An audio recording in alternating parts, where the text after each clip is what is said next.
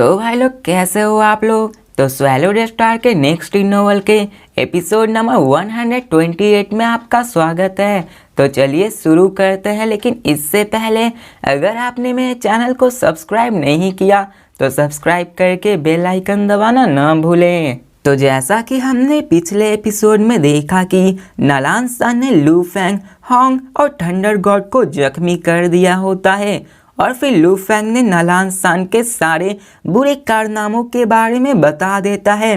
तो अब फिर लू फेंग कहता है कि ऐसा नहीं है कि मैं बात करना नहीं जानता, लेकिन सच तो ये है कि तुमसे डरता नहीं हूँ मैं और तुम्हारे सामने कभी झुकने वाला भी नहीं हूँ। और लू फेंग नलान सान की तरफ देखता है और स्माइल पास करते हुए कहता है कि हम तीनों ब्रदर्स आराम से बैठकर ड्रिंक कर रहे थे और वो तुम थे जिसने अपने लालच में आके हमें बुली कर रहे हो। अब नलान सान को और भी गुस्सा आने लगता है। तो थंडर गॉड कहता है कि तो तुम फिर से लड़ना चाहते हो। तो हैंग कहता है कि हम उससे जीत नहीं पाएंगे, इसलिए रहने दो। और लू फेंग भी कहता है कि हमें यहाँ से चलना चाहिए। और अब फिर वो लोग एग्जिट की तरफ बढ़ चलते हैं। और यहाँ पे नलान सान के एक्सप्रेशन पूरे गुस्से में था और अभी वो अर्थ के बारे में ज़्यादा बात नहीं करना चाहता था, क्योंकि वो जानता था कि अर्थ पे बहुत सारे ट्रेजर्स रखे हुए हैं और वो इसके बारे में सबके सामने नहीं आने देना चाहता था। अब लू फेंग, जो कि जा ही रहा होता है कि नलान सान लू फेंग का नाम पुकारता है, तो इसे सुनकर लू फेंग पीछे मुड़ता और कहता है कि क्या हुआ, कुछ और काम बाकी है क्या।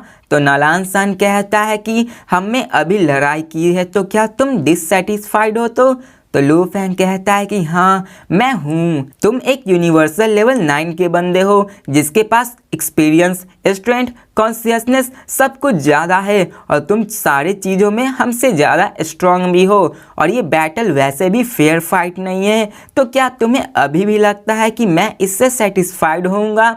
तो नलान सान कहता है कि मैं तुम्हें एक और चांस देता हूँ और वो कहता है कि मैं अपने 3 अंडरलिंग्स को तुम्हारे लेवल और तुम्हारे ग्रेड के जितना हिलाऊंगा और अगर तुम तीनों उससे जीते हो तो मैं तुम्हें 10 बिलियन ग्रानू डॉलर्स दूंगा, लेकिन अगर तुमने उससे हार गई तो तुम्हें अपना प्लानिट मुझे देना होगा।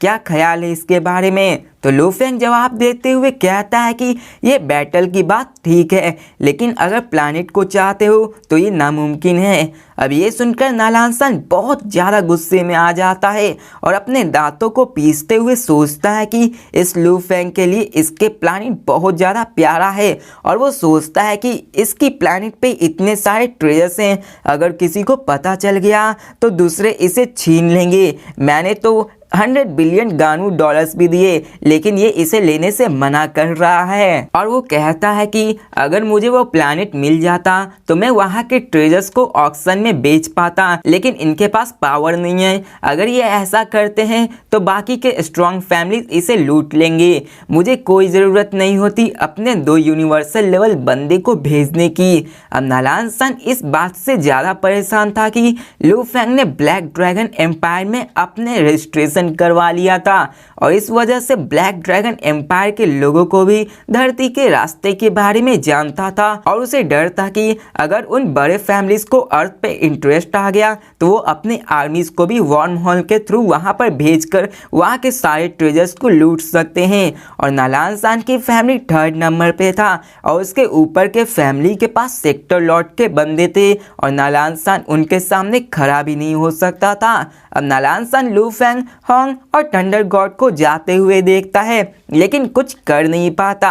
अब तभी वो दोनों बाल यूनिवर्स मर्सनरीज भी आते हैं और नलान सान से हंसते हुए कहते हैं कि मिस्टर नलान सान, वो लू फेंग और उसका पार्टी आप इतने गुस्से को वर्तित नहीं करता है और अगर आप इससे नाखुश हैं तो हम लोग उसके रियल बॉडी को ढूंढकर उसे डिस्ट्रॉय कर देंगे। और दूसरा भी कहता है कि हाँ, लेकिन इससे पहले हमें बैटल स्पेस में जाना चाहिए, ये हमारे लिए अभी ज़्यादा ज़रूरी है। और वहाँ पे हीरो और बीडियो भी डरा सहमा खड़ा था और वो लोग लू फेंग को मन में कहते हैं कि तुमने आज हमें बहुत बुरा फंसा दिया। अब वो दोनों नलान सान को ग्रीट करते हैं तो नालान सान यहाँ पे उनसे लू फेंग के यूनिवर्स अकाउंट मांगता है। अब वो दोनों तो देना नहीं चाहते थे लेकिन उन्हें देना पड़ता है और वो कर भी क्या सकते थे। अब इसके बाद वो आगे निकल जाते हैं और अब फिर सीन चेंज कर हमें मिल्की वे गैलेक्सी में अर्थ को दिखाया जाता है, जहाँ पर वेस्ट लेक कोर्टयार्ड को फिर से बनाया जाता है। और इस बार Lu Feng D1 grade level का कैसल बना रहा था और इस कैसल के आसपास सर्विलेंस कैमरा लगे हुए थे ताकि वो पूरे सिस्टम के डिफेंस को यहीं से कंट्रोल कर सके। अब तभी कैसल के कंट्रोल रूम में कुछ डिटेक्ट होता है कि यहाँ पर, और वो लू फेंग को बताता है कि यहाँ पर वर्म होल में से 3 ग्रुप्स आ रहे हैं, जिनमें पहला शिप D3 ग्रेड मेटल का शिप है, वहीं पे दूसरा D1 ग्रेड का शिप है, वहीं पे तीसरा C8 ग्रेड का शिप आ रही है।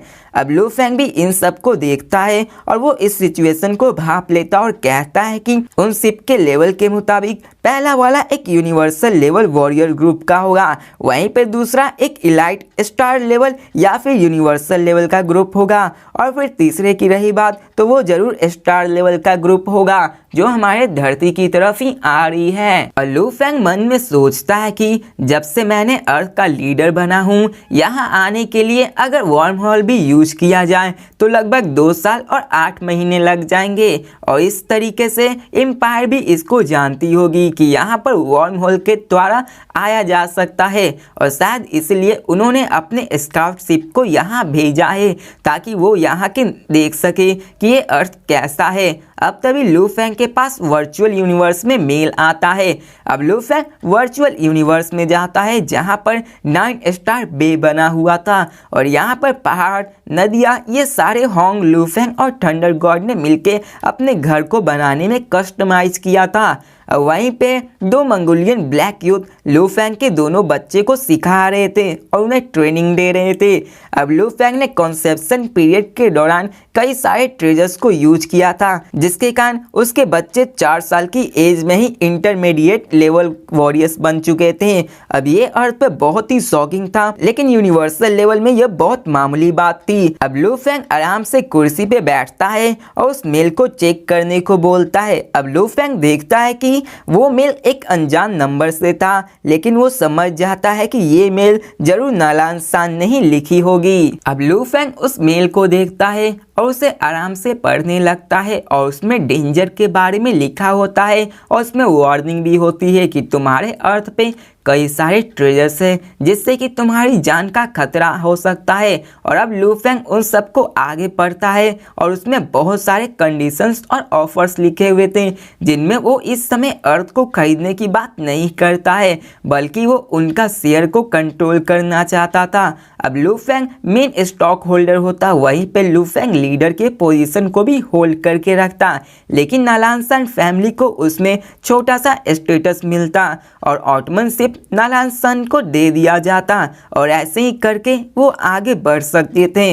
अब लू फेंग सोचने लगता है कि ये स्टॉक होल्डर क्या होता है और अर्थ को मिलके चलाने की क्या बात है, और वो सिर्फ ऑटमन शिप को ही क्यों लेना चाहता है। अब वो इसी सोच में था कि बबाता कहती है कि उसे ये शिप मत देना, और वो लू फेंग से कहती है कि लू फेंग तुम्हारा यूनमो प्लैनेट का शिप डैमेज हो चुका है और उसे बनाना बहुत ही मुश्किल है, और जब तुम स्ट्रॉन्ग हो जाओगे तो तुम उस ऑटमन शिप को ले सकते हो, और उस ऑटमन रेस की टेक्नोलॉजी इंसानों से कई ज़्यादा अच्छी है और ये आगे चल के तुम्हारा ट्रम्प कार्ड भी बन सकता है। और लू फेंग को नालान सान को वो देने से मना करती है कि तुम्हें ऑटमन शिप को नालान सान को नहीं देना है। और फिर उसी वक्त लू फेंग के पास बुलवो और हिरियो का कॉल आता है। अब वो लोग लू फेंग से माफ़ी मांगते हैं कि मुझे माफ़ करना कि मैंने तुम्हारे नंबर को नालान सान को दे दिया, और वो कहता है कि हम और कुछ कर भी नहीं सकते थे। और फिर वो लोग कहते हैं कि हमने अपने एग्ज़ाम को देने जाना है, इसलिए हम लोग तुम्हें गुड बाय कहने आए हैं, दुआ करो कि हम लोग जिंदा वापस आए। अब लू फेंग भी उससे हाथ मिलाता और कहता है कि अगर तुम दोनों जिंदा आए तो मैं इस कॉन्टेक्ट नंबर देने वाली बात को भूल जाऊंगा। अब ये सुनकर वो दोनों हंस, और फिर वो लोग लू फेंग से कहते हैं कि तुम तीनों ब्रदर्स सिर्फ किलिंग फील्ड्स में ही रहते हो और तुम्हारा ज़्यादा टाइम उसी में ही रहता है, लेकिन तुम लोगों को बैटल स्पेस में भी जाना चाहिए। तो भाई लोग इसी के साथ ये वीडियो भी खत्म होती है। तो मिलते हैं नेक्स्ट वीडियो में और देखते हैं कि ये बैटल स्पेस क्या है। तो मिलते हैं नेक्स्ट वीडियो में, तब तक के लिए बाय।